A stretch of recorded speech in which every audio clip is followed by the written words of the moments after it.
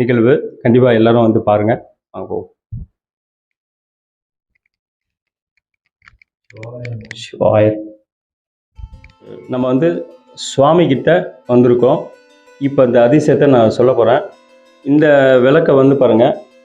இந்த விளக்கு வந்து பார்த்திங்கன்னா ஒரு அமைதியாக அருள் ஜோதியாக வந்து பார்த்திங்கன்னா அமைதியாக இருக்கும். இந்த தீபம் வந்து பாருங்கள் சைலண்ட்டாக எப்பவுமே இருக்கும். இந்த ஆர்த்தி தீபத்தையும் பாருங்கள் எவ்வளோ சைலண்ட்டாக இருக்கும். ஆமாம், அப்படி அசையாமல் எந்த ஒரு இல்லாமல் இருக்கும். மூணாவது விளக்கையும் காட்டுறோம் பாருங்கள். இது மூணாவது விளக்கு. இந்த விளக்கு வந்து பார்த்திங்கன்னா சைலண்ட்டாக இருக்கும், எந்த ஒரு அசைவமே இருக்காது.